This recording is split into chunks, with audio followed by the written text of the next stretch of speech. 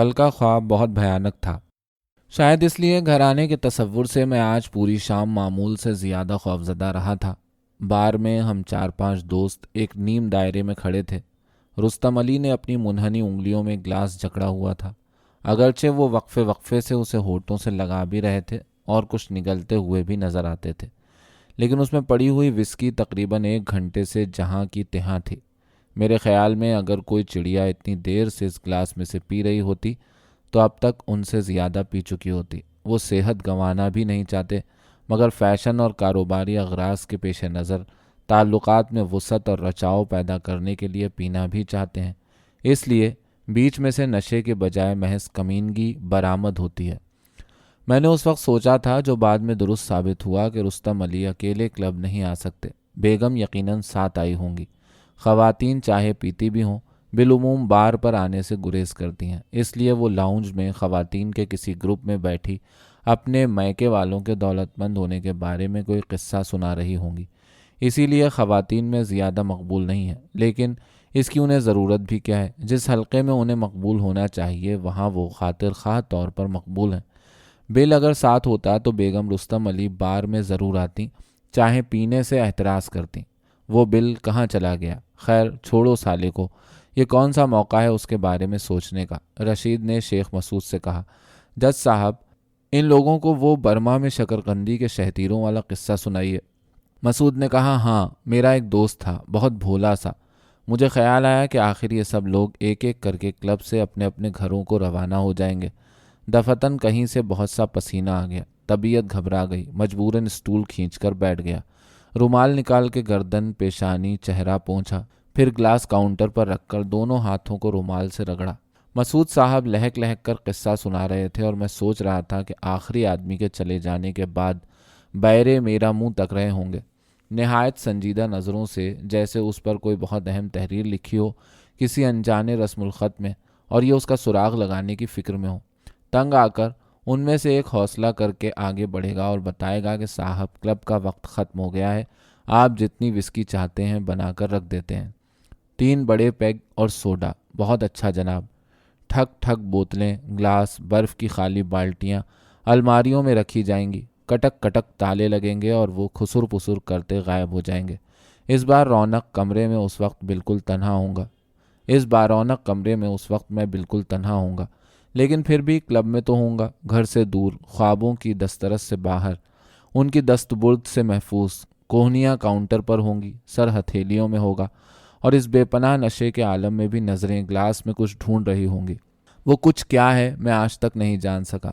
کائنات تخلیق کرنے سے پہلے خدا صدیوں تک اسی طرح بیٹھا رہا ہوگا کہ کن کہا جائے یا نہ کہا جائے۔ ذہن پتھر ہوگا اور اس کے اندر ہر سوچ پتھر ہوگی، جیسے پتھر کے اندر چھپا ہوا بت بھی تو سراپا پتھر ہی بنا بیٹھا ہوتا ہے، تا وقتے کہ اسے کوئی باہر نکال نہ لے۔ پھر اونچی ڈانگ اور چمڑے کے بڑے بڑے بے ہنگم بوٹوں والا چوکیدار فرش پر ڈانگ بجاتا اندر آئے گا۔ خو صاحب، جو باہر اکیلا گاڑی کھڑا ہے وہ تمہارا ہے؟ ہاں۔ خوچا صاحب، جب تم جائے گا تو ام کو آواز دے گا، ام تالے لگائے گا۔ یہ پہلے سیخوں میں پروئے ہوئے انسانوں پر بچوں سے چھرے چلواتا رہتا ہے، پھر چوکیدار بن بیٹھتا ہے، حرامی۔ مگر ممکن ہے یہ وہ نہ ہو، تو اس سے کیا فرق پڑتا ہے؟ اس کے کئی نام اور کئی چہرے ہیں جو یہ ضرورت اور موقع کی مناسبت سے بدلتا رہتا ہے۔ ہا ہا ہا ہا کا فلک شگاف طوفان بپا تھا۔ رستم علی کی 2 شاخہ ہنسی بھی باقاعدگی سے زنانہ اور مردانہ سروں میں تبدیل ہوتی بے اختیار ابل کے قہقہوں میں شامل تھی۔ میں بھی ہنس رہا تھا، قہقہے لگا رہا تھا، اسی زور سے، اسی شور سے۔ کہانی میں نے نہیں سنی تھی، شاید کسی نے بھی نہیں سنی تھی، مگر سبھی ہنس رہے تھے اور والہانہ انداز میں۔ امجد نے ہنسی کو بریک لگاتے ہوئے کہا، آج کا دن شیخ صاحب کا دن ہے۔ رشید نے اسی طرح انگریزی میں جواب دیا، آج سے تمہارا کیا مطلب؟ شیخ صاحب جب بھی ہوں مجلس لوٹ کے لے جاتے ہیں۔ رستم علی مزے میں آ گئے، ایک دم سے 2-3 گھونٹ چڑھا گئے اور اپنے ہچکولے کھاتی گردن کو کالر کے ساتھ 1-2 مرتبہ گھما کے کچھ اعتماد پیدا کرتے ہوئے فرمائش داغی، شیخ صاحب اگر زحمت نہ ہو تو ایک لطیفہ اور سنائیے۔ امجد نے کہا، ہاں شیخ صاحب ہو جائے ایک اور۔ رستم صاحب نے کون سی روز روز فرمائش کرنی ہے؟ شیخ مسعود نے کہا، اچھا تو سنو بھائی، ایک جنگل میں شیر اور گدھا رہا کرتے تھے۔ ایک روز کیا ہوا کہ میرا خیال ہے کہ ایئر کنڈیشنر کی آواز سوتے میں میرے دماغ میں ایسی لہریں پیدا کرتی رہتی ہے جو بالآخر کسی خوفناک خواب کی صورت اختیار کر کے میرے ذہن کے پردے پر چھا جاتی ہیں۔ لیکن ایک اور بات ہے کہ ایئر کنڈیشنر کی آواز ہی تو ایک ذریعہ ہے جو ہمیشہ مجھے خواب کی اذیت سے کھینچ کر حقیقت کی دنیا میں لے آیا کرتی ہے۔ کہیں ایسا نہ ہو کہ اس جگانے والی آواز کی غیر موجودگی مجھے صبح دینوں کے آنے تک خواب کے دوزخ میں پڑا جلتا رہنے دے، اور میری یہ چالاکی میری ناقابل برداشت اذیت کے وقفے کو الٹا اور زیادہ طویل کر دے۔ بیرے نے آ کر رستم علی کو ایک چٹ دی جو انہوں نے مسل کر جیب میں ڈال لی اور ایکسکیوز می کہتے ہوئے گلاس تھامے باہر نکل گئے۔ چند منٹوں کے بعد وہ ایک بڑے سرکاری انجینئر اور اپنی بیگم کے ساتھ بار کے دوسرے کونے میں کھڑے تھے اور جج صاحب ان کا فرمائش کردہ لطیفہ سنا رہے تھے۔ البتہ رستم علی صاحب اگر وکیل ہوتے تو ان کے لیے کسی انجینئر کے بلانے پر اس طرح درمیان میں سے لطیفہ چھوڑ کر جانا مشکل ہوتا۔ شیر نے کہا، میاں گدھے، تمہاری عقل و فہم کی دھوم تو پورے جنگل میں ہے، اب تم ہی بتاؤ اس مشکل کا کیا حل نکالا جائے۔ گدھے نے اپنے بڑے بڑے کانوں سے ایک تالی سی بجائی، نتنوں سے پھر پھر کیا اور گہری سوچ میں غرق ہو گیا۔ تھوڑی دیر کے بعد سوچ سے برآمد ہوا اور میں نے علیز پر ایک نظر ڈالی۔ بیگم شمیم رستم علی انداز اور مسکراہٹ کا وہی ہتھیار اس انجینئر پر بھی آزما رہی تھی جو انہوں نے بل پر استعمال کیا تھا۔ اوہ، ان کے پاس صرف ایک ہی ہتھیار ہے جس سے ہر شکار کو مارنا چاہتی ہیں۔ نہیں، یہ بات نہیں، جو گڑ دیے سے مرتا ہو اسے زہر دینا کیا ضروری ہے۔ شکار جتنا طاقتور، ہوشیار یا چالاک ہو، ہتھیار بھی اتنا ہی مہلک، مؤثر اور تیز استعمال کرنا پڑتا ہے۔ جو شکار بہت مکار ہو اور کسی طرح ڈھب پر آتا ہی نہ ہو تو اسے چت کرنے کے لیے بیچاری کو اس ہتھیار کو بھی آخر بے نیام کرنا ہی پڑتا ہوگا، جس کے لیے بیڈ روم ضروری ہوتا ہے۔ بیڈ روم جہاں لیٹ کے خوفناک خواب آتے ہیں۔ میں آج رات سوؤں گا ہی نہیں اور بتی روشن رہے گی۔ میں ان خوابوں کو مجبور کر دوں گا کہ ننگے ہو کر میرے سامنے آئیں تاکہ میں انہیں اپنی آنکھوں سے دیکھوں، اپنے ہاتھوں سے ٹٹولوں، محسوس کروں، اپنے کانوں سے ان کی آوازیں سنوں، اور پھر اگر ان میں کوئی حقیقت ہے تو اپنے آپ کو ان کی کربناک اور خوفناک حقیقت میں جذب کر دوں، ہمیشہ کے لیے خاموشی سے اپنا آپ ان کے سپرد کر دوں، جس طرح تمام گناہگار ابدی جہنم میں ایک خاموشی سے، صبر سے اپنی قسمتوں پر شاکر، اپنے نصیبوں پر قانع جذب ہو جائیں گے۔ یا پھر ان خوابوں سے مجھے مستقل طور پر چھٹکارا مل جائے گا۔ آخر اس روز روز کی دانتا کلکل کو کسی طور ختم تو کرنا چاہیے۔ پھر قہقہے بلند ہوئے۔ بار میں کھڑے دوسرے لوگ بھی ہماری طرف متوجہ ہوئے بغیر نہ رہ سکے۔ بیگم شمیم نے تیوری چڑھائے ہم پر ایک سلگتی ہوئی نظر ڈالی، جیسے یوں ہمارے گنواروں کی طرح ہنسنے پر احتجاج کر رہی ہوں۔ مجھ سے آنکھیں چار ہوئیں، جان پہچان کا اعتراف ہوا۔ دوسرے ثانیے وہ واپس اپنی گروہ میں تھیں۔ میں اسی طرح گواروں کی طرح ہنسے جا رہا تھا، دوسروں سے بھی قدرے اونچی آواز میں، شاید شمیم کو چڑھانے کے لیے۔ مجھے جیب سے رومال کھینچتے ہوئے دیکھ کر امجد نے کہا، آج تمہیں پسینہ بہت آ رہا ہے۔ پھر خود ہی جواب دیا، اچھا ہے، اس سے مسام کھل جائیں گے۔ اتنا پوچھ لینے کے بعد میری کربناک حالت میں اس کی دوستانہ دلچسپی اور ہمدردی کا حق گویا مکمل ہو گیا، اور اس کے بعد وہ شیخ صاحب سے ایک اور لطیفہ سنانے کی فرمائش کر رہا تھا۔ آج رات کو گھر آ کر میں نے ویسے ہی کیا جیسے سوچا تھا۔ ایئر کنڈیشنر بند کر دیا، بتی جلتی رہنے دی اور لباس تبدیل کیے بغیر جاگتے رہنے کے پختہ ارادے سے کرسی پر ڈٹ کے بیٹھ گیا۔ مگر اس ساری اسکیم کا کوئی فائدہ نہ ہوا، کیونکہ کرسی پر بیٹھے بیٹھے سویا بھی، خواب بھی آیا، اور ایئر کنڈیشنر بند ہونے کے باوجود ڈر کے اٹھا بھی۔ آج کا خواب گزشتہ رات کے خواب جتنا پیچیدہ اور پراسرار تو نہ تھا، البتہ یہ کہنا مشکل ہے کہ کون سا زیادہ بھیانک تھا۔ مٹیالے رنگ کا ایک دریا ہے جس میں اس قدر طغیانی ہے کہ وہ اپنے کناروں سے باہر اچھل کر چل رہا ہے۔ میں اس دریا کے درمیان میں، جہاں پانی کا بہاؤ شدید، تیز اور بھنوردار ہے، بہتا چلا جا رہا ہوں۔ میں نے ایک ہاتھ ہوا میں اوپر اٹھایا ہوا ہے اور مدد کے لیے چلا رہا ہوں، اور دوسرے ہاتھ سے بیل کی دم نہایت مضبوطی سے پکڑی ہوئی ہے۔ عجیب بات ہے کہ وہ بیل حمیدہ کے والد کا بیل تھا، جو اس نے نہایت شوق اور محنت سے پالا ہوا تھا، اور جسے وہ میلہ مویشیاں پر اپنی برتری اور سربلندی کے اظہار کے طور پر لے کر جایا کرتا تھا۔ جب اس کے بیل کو انعام ملتا تو وہ انعام کو اس تفاخر اور شان سے سر پر رکھے ڈھول کی تان پر ناچتا ہوا گاؤں کی گلیوں کا چکر لگاتا، جیسے وہ اس کی ذاتی خوبصورتی، طاقت اور صحت کا نشان ہو۔ اس کے پیچھے پیچھے بیل کے نتھنوں میں رسیاں ڈال کر دونوں طرف سے ایک ایک آدمی نے پکڑا ہوتا اور اسے بدقت قابو میں رکھتے ہوئے قدم قدم چلا کر لیے آتے ہوتے۔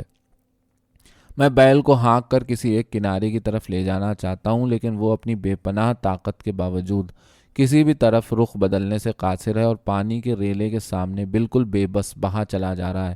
صرف اس کی تھوتنی پانی سے باہر ہے اور غرق ہونے سے بچنے کے لیے اس کی ٹانگیں نہایت سرعت سے حرکت کرنے پر مجبور ہیں۔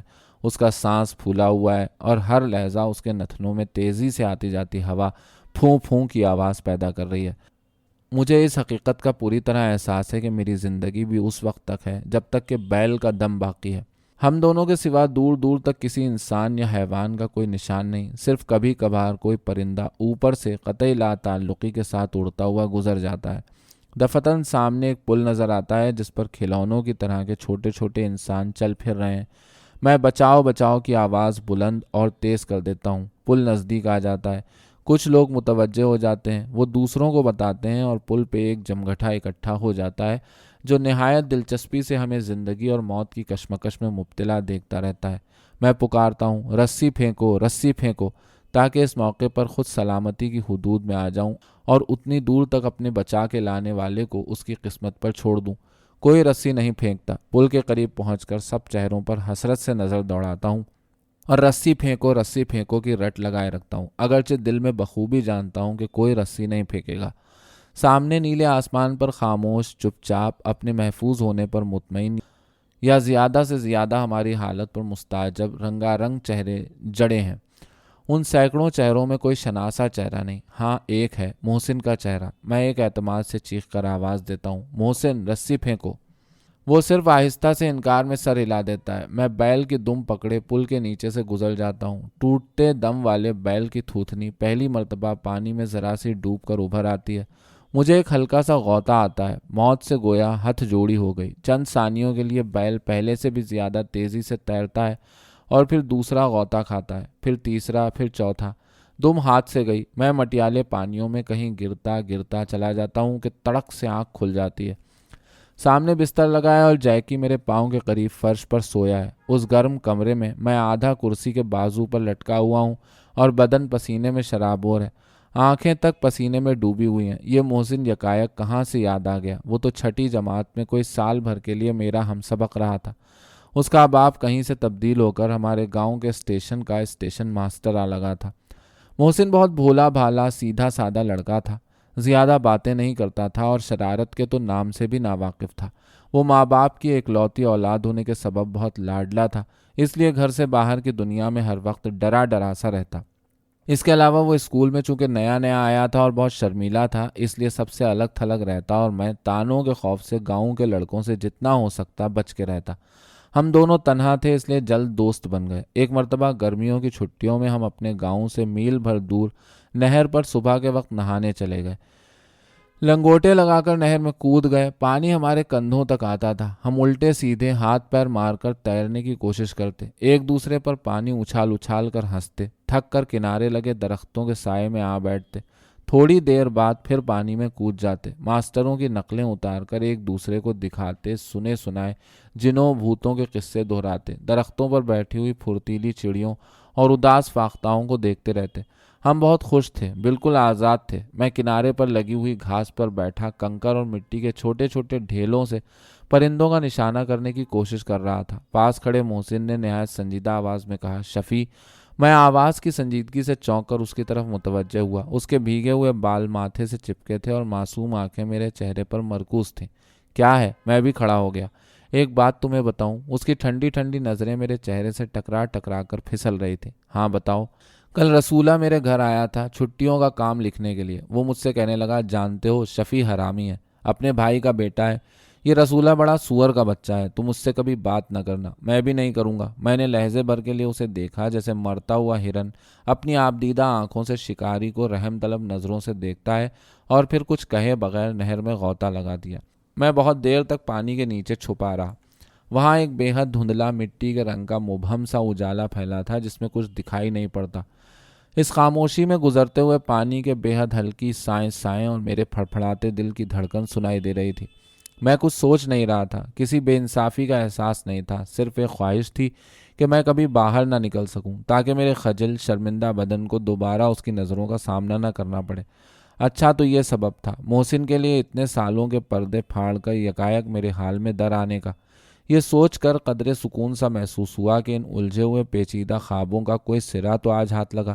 ممکن ہے اس طرح میں کبھی اس باہمت اور مستقل مزاج شہزادی کی طرح، جس نے طلسم کے زور سے مستقل سوتے ہوئے اپنے محبوب شہزادے کے ہر مسام میں چبھی ہوئی سوئیوں کو برسوں کی دیدہ ریزی کے بعد چن چن کر نکال لیا اور جیتے جاگتے محبوب کے وصل سے ہمکنار ہوئی، میں اپنے ہی بدن سے سوئیاں نکالنے میں کامیاب ہو جاؤں تو آخری سوئی نکالنے پر ایک زندہ خوبصورت شہزادہ میرے سامنے کھڑا ہوگا اور اپنی متعجب آنکھوں سے میری طرف دیکھتے ہوئے معصومیت سے پوچھے گا کہ میں کہاں ہوں، تم کون ہو؟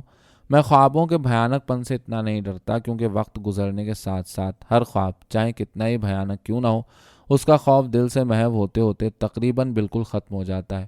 جو چیز میرے لیے سب سے زیادہ پریشانی کا باعث بنی ہوئی ہے وہ اپنے خوابوں کا تواتر سے ہر رات آتے رہنا ہے، جو اس امر کی نشاندہی کرتی ہے کہ مجھے پتہ چلے بغیر میرے اندر ایک بہت بڑے پیمانے پر ٹوٹ پھوٹ کا سلسلہ جاری ہے اور کئی بہت قبیح، بیمار اور اپاہج قسم کی چیزیں جگہ جگہ میرے ذہن میں اپنی تخلیق کے ابتدائی مراحل طے کر رہی ہیں۔ میں یوں محسوس کرتا ہوں جیسے مجھ پر کوئی ایسا عمل ہو رہا ہے جس کی بدولت کچھ عرصے بعد میں بیک وقت غلاظت پر بھنکنے والی مکھی، ہزار پاؤں والا کھنکھجورا، کلبلاتا ہوا کینچوا اور لج لج کرتی سیاہ جونک میں مبدل ہو جاؤں گا، جس سے نہ صرف ہر دیکھنے والے کو گھن آئے گی بلکہ مجھے خود بھی گھن آئے گی۔ اپنی گھن کے علاوہ ہر دیکھنے والی آنکھ جو گھن الگ الگ محسوس کرے گی اس کا مجموعی تاثر بھی مجھے محسوس کرنا ہوگا۔ یہ حساب تو بہت لمبا ہو جائے گا، میں اسے کیوں کر برداشت کر سکوں گا؟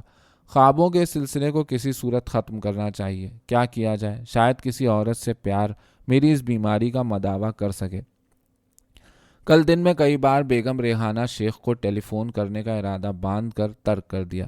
صبح ضرور اس سے ٹیلی فون پر رابطہ قائم کروں گا اور اس رات والی بدتمیزی کی معافی مانگوں گا۔ پھر دونوں میاں بیوی کو شام کے کھانے پر مدعو کروں گا۔ ممکن ہے ان سے پھر تعلقات اسی سطح پر استوار ہو جائیں جس پر پہلے تھے۔ اس نے میری بھلائی اور بہتری کے لیے جس جذبے کا اظہار کیا تھا وہ اس کے لگاؤ کا واضح ثبوت ہے، اور اگر میں کوشش کروں تو توقع کی جا سکتی ہے کہ یہ لگاؤ آہستہ آہستہ محبت میں تبدیل ہو جائے۔ کہیں میری شراب کی لت اس معاملے کو عروج تک لے جانے میں آڑے نہ آئے۔ نہیں، ایسی تو کوئی بات نہیں کہ میں شراب کے بغیر رہ نہیں سکتا۔ میں نے پہلی بار جب شراب چکھی تھی تو میری عمر 15 برس کے لگ بھگ تھی۔ اس کے بعد 20 سال تک مجھے اس کا خیال ہی نہیں آیا کہ یہ بھی کوئی چیز ہے جس کو پیا جا سکتا ہے یا جس سے حظ اٹھایا جا سکتا ہے، چہ جائے کہ اسے زندگی کا سہارا بنانے کا خیال آتا۔ پہلے تجربے میں مجھے اس کے چبھتے ہوئے کڑوے ذائقے جو اب اتنا مرغوب ہے کے علاوہ اس کی وجہ سے قے پر قے کرنے اور کئی دنوں تک شدید طور پر طبیعت خراب رہنے کے سبب نفرت پیدا ہوئی تھی۔ مجھے رہ رہ کر خیال آتا رہا کہ جو لوگ اسے پیتے ہیں وہ کتنے احمق ہیں۔ آخر اس میں رکھا کیا ہے جو اس بد ذائقہ اور بدبودار چیز کو پیا جائے؟ بھاخوشیہ واقعی احمق ہے اور تمام گاؤں والے اس سے بجا طور پر نفرت کرتے ہیں۔ یہ ان دنوں کی بات ہے جب انور ابھی فیروز آباد میں ہی تھا۔ آخر مارچ کا کھٹ میٹھا موسم تھا اور میٹرک کے امتحانات کے کڑے کٹھن دن تازہ تازہ ختم ہوئے تھے۔ ہم ذہنی گھٹن اور ماسٹروں کی قید سے یکدم نکل کر ہر قسم کی ذمہ داری سے بے نیاز ایک مکمل آزادی کے کرے میں پہنچ گئے تھے۔ ہم خوش تھے، بے حد مسرور تھے۔ زمین پر ہمارے پاؤں نہ پڑتے تھے۔ ہم یوں محسوس کرتے تھے جیسے ہم نے آخری رکاوٹ پار کر لی ہو اور اس کے بعد زندگی ایک سیدھی بچھی ہوئی سڑک ہو جس کے دونوں کناروں پر کھڑے گھنے پیڑوں نے گہرے سائے کیے ہوئے ہوں اور سڑک کے دوسرے سرے پر بہشت ہو اور ہم مزے سے سیدھے سیدھے چلتے جب چاہیں گے وہاں پہنچ لیں گے۔ ہم بال سنوارے، رنگین تہمت باندھے، گنگناتے ہوئے گلیوں میں گھومتے، لڑکیوں کو تاکتے، کبھی گاؤں سے دور کھیتوں میں نکل جاتے۔ جگہ جگہ کسان کام میں جتے ہوتے لیکن وہ ہمیں اپنے سے الگ ایک کمتر مخلوق معلوم ہوتے۔ ہم سمجھتے کہ یہ بیچارے چونکہ بنے ہی اس لیے ہیں کہ محنت کریں اور اناج اگائیں، اس لیے کسی رحم کے مستحق بھی نہیں۔ ہم گھنٹوں نہر کے کنارے شیشم کے بور کی بھینی بھینی مست مہک میں بیٹھے، کناروں میں قید آہستہ آہستہ چلتے، دائرے بناتے، مٹیالے پانی کو دیکھتے رہتے۔ کوئی ہوا کا شوق جھونکا دور کسی باغ میں چمکتے ہوئے سبز پتوں اور پاکیزہ سفید کلیوں میں لدے کھڑے مالٹے کے پودوں کی تیز خوشبو کا بھپکا ہمارے نتنوں میں چھوڑ جاتا۔ کبھی وہیں نہر کے کنارے لگی ہوئی گھاس میں آنکھیں بند کیے تصورات کی دنیا میں کھوئے لیٹ جاتے۔ تصورات کی دنیا بھی کتنی حسین ہوتی ہے، جو مانگو سو پالو۔ الادین کا چراغ تو جن کی مدد سے مالک کو انواع و اقسام کے کھانے، شاندار محل اور جذبات کو بے قابو کر دینے والی خوبصورت عورتیں مہیا کر سکتا تھا، مگر اس دنیا میں تصور کے زور سے تلخ ماضی تک کو مٹا کے اپنی مرضی کے مطابق نیا تعمیر کیا جا سکتا ہے۔ میرے سب سے زیادہ محبوب دو تصورات ہوتے تھے، ایک تو یہ کہ مجھے اپنی ماں کے علاوہ کسی بھی اور عورت نے جنم دیا تھا، اور دوسرا یہ کہ حمیدہ کا جنسی ساتھی نظیر نہیں میں تھا۔ افسوس سوچوں میں حالات چاہے کتنے ہی دل خوش کن کیوں نہ مہیا کر لیے جائیں، مگر حقیقت کا ایک تیز کانٹا کہیں دور سے ذہن میں پڑا خلش پیدا کرنے کا فرض انجام دیتا رہتا ہے۔ ہم اپنے آپ کو بہت ہلکا محسوس کرتے تھے، جیسے کوئی گھوڑا اپنی پشت پر سے سوار کو گرا کر محسوس کرتا ہوگا۔ آخر اتنی فراغت سے ہم تنگ آ گئے اور سوچا کہ اس سپاٹ زندگی میں کسی طرح ہنگامہ بازی اور مہم جوئی کو داخل کرنا چاہیے۔ سوچتے سوچتے اپنے باغیانہ پن کے اظہار کے لیے ہم نے شراب پینے کے خیال کو بڑا محفوظ طریقے بغاوت سمجھا، کیونکہ اس طرح ہم باغی ہونے کی سنسنی سے بہراور بھی ہو لیں گے اور اسے خفیہ رکھنے میں بھی ہمیں کوئی دقت پیش نہیں آئے گی۔ ہم نے اس اسکیم کو تکمیل تک پہنچانے کے لیے شیرو میراسی کی مدد اور رہنمائی حاصل کرنے کا فیصلہ کیا۔ ایک تو وہ بچپن میں ہمارے ساتھ کھیلا ہوا تھا، دوسرے وہ نمبردار کا ذاتی ملازم تھا۔ نمبردار کے ہاں جب مہمان آئے ہوتے تو ڈیرے کی بلند چار دیواری کے اندر شراب چلتی اور شیرو میراسی مہمانوں کی خدمت خاطر اور دیکھ بھال کے لیے اندر موجود ہوتا۔ ہم نہر کے سایہ دار خنک خنک کنارے سے شیرو میراسی کو پکڑنے کے لیے چل پڑے۔ وہ حویلی کی بلند و بالا ڈیوڑی کا پھاٹک چوپٹ کھولے، وہاں ٹانگ پر ٹانگ دھرے کھرری چارپائی پر لیٹا مٹھی میں سگریٹ دبائے لمبے لمبے کش کھینچ رہا تھا اور آنکھیں بند کیے دنیا سے بے نیاز چیخ چیخ کر گا رہا تھا۔ میں نے آواز دی، او شیرو۔ شیرو نے اٹھتے ہوئے کہا، آؤ جی پڑھاکو لڑکوں، تم آج ادھر کیسے بھول پڑے؟ ایک کام ہے یار۔ اس نے اپنے پالش شدہ کالے بوٹ جیسے چہرے پر بالوں میں سے رس کر پھیلا ہوا تیل آستین سے پوچھا۔ حکم کرو بادشاہو۔ یار شراب چاہیے، جتنی کہو شراب حاضر کر دیں، مگر ایک شرط ہے۔ کیا؟ میں بھی ساتھ پیوں گا۔ منظور ہے۔ اچھا تو عشاء کی نماز کے بعد یہیں آ جانا۔ تم جانتے ہو ہمارے گاؤں میں تو کوئی نکالتا نہیں، چک 86 سے جا کر لانی پڑے گی۔ خیر کوئی بات نہیں، وہ کون سا ایسا دور ہے، تم بس 5 روپے ساتھ لیتے آنا۔ اس سے کم میں وہ سور کا بچہ نہیں مانتا۔ ٹھیک ہے۔ نکھری ہوئی چاندنی میں ہم تینوں کھیتوں کے بیچوں بیچ پیچ دار پگڈنڈی پر چک 86 کی جانب ایک قطار میں تیز تیز جا رہے تھے۔ میں اور انور مستعدی سے چلے بھی جا رہے تھے اور ممنوعہ پھل کو چکھنے والی ہچکچاہٹ اور کچھ کر گزرنے والی متضاد کیفیتوں سے بھی دو چار تھے۔ مجھے تمام ماحول سنسنی زدہ نظر آ رہا تھا۔ چاندنی ایک ایسا پل دکھائی دے رہی تھی جس میں کوئی بہت بڑا بلور دھماکے سے گر کر بکھر گیا ہو اور وہ پل منجمد ہو کر رہ گیا ہو، لیکن اس دھماکے کی آواز ہم تک نہیں آئی، کیونکہ یہ عمل کہیں دور وقوع پذیر ہوا اور اب کسی بھی لمحے اس کی آواز ہمیں آن دبوچے گی۔ سنہری ہوتے ہوئے گندم کے کھیت چاندنی میں پھیکے پھیکے بدرنگ اور بے جان نظر آتے تھے۔ ادھر ادھر کھڑے درخت اپنی مرضی کے خلاف محض سحر کے زور سے وجود میں آئی ہوئی کسی ایسی مجبور غیر فطری بیمار مخلوق دکھائی دیتے تھے جو بے تابی سے اپنے ساحر کے منہ سے فنا کا لفظ سننے کی منتظر تھی تاکہ جلد از جلد واپس ماحول میں تحلیل ہو سکے۔ شیرو حسب عادت اپنی بلند و بالا سریلی آواز میں گاتا ہوا چلا جا رہا تھا، تیرا پیچھا نہیں چھڑنا، باویں لگ جاں ہتکڑیاں۔ اس کے ذہن میں سینکڑوں ماہیے اور گیت محفوظ تھے۔ تمام راستہ وہ مسلسل ایک کے بعد دوسرا ماہیہ گاتا رہا، کبھی کبھی بیچ میں کوئی گیت چھیڑ دیتا۔ اس کی یادداشت اور آواز کی خوبصورتی پر ہمیں ابتدا میں تعجب ہوا، بعد میں غالباً جلاپے کی وجہ سے کچھ الجھن سی ہونے لگی۔ اسے گانے کا خپ تھا، شاید دنیا کی توجہ اپنی بدصورتی سے ہٹانے کے لیے اس کے ہاتھ یہ گر لگ گیا تھا کہ ہر وقت دنیا کے سامنے اپنی آواز کا حسن پیش کیے رکھے۔ اس کا بس چلتا تو وہ سوتے میں بھی گاتا ہی رہا کرتا۔ میں اور انور بوکھلائے ہوئے تھے کہ آج ہم یہ کیا کرنے والے ہیں، لیکن حیرت اس بات کی ہے کہ اس کے باوجود ہم چلے بھی جا رہے تھے۔ آخر وہ کیا جذبہ تھا جس کی بدولت کئی بار یہ بات میری نوک زبان تک آ کر لوٹ گئی کہ چلو جانے دو، پھر کبھی صحیح۔ ہم دراصل ان تمام اقدار کا منہ چڑھانے پر تلے ہوئے تھے جو پیدائش کے وقت سے لے کر مستقل ہم پر لادی جاتی رہی تھی۔ میں نے پوچھا، شیرو تو نے پہلے کبھی پی ہے؟ اس نے گانے کی پناہ گاہ سے نکل کر جواب دیا، ہاں 1-2 مرتبہ۔ ایسا ہوا کہ مہمان پی پی کے الٹا ہو گیا تو اس کے گلاس میں بچی ہوئی شراب گرانے کی بجائے میں آنکھ بچا کے کھینچ گیا۔ کیسی تھی؟ اچھی تھی۔ سنا ہے کڑوی بہت ہوتی ہے۔ ہاں کڑوی تو ہوتی ہے، مگر بعد میں جو مزہ آتا ہے نا، وہ اصل بات ہوتی ہے۔ کیا مزہ آتا ہے؟ यार तुम दोनों क्यों बेसब्रे होते हो? 5 मिनट की तो बात है, खुद ही सब पता चल जाएगा। ज़रा जल्दी कदम उठाओ। वो साला सो गया तो फिर नखरे करता है, उठता नहीं। ये कहते ही उसने फिर तान लगानी शुरू कर दी। मैंने तीसरी बार जेब में हाथ डालकर टटोला कि मियाँ जी से चुराया हुआ 5 का नोट कहीं गिर तो नहीं गया। अभी तक मौजूद था। शेरू ने दफतन नारा लगाया। वो रहा चक 86।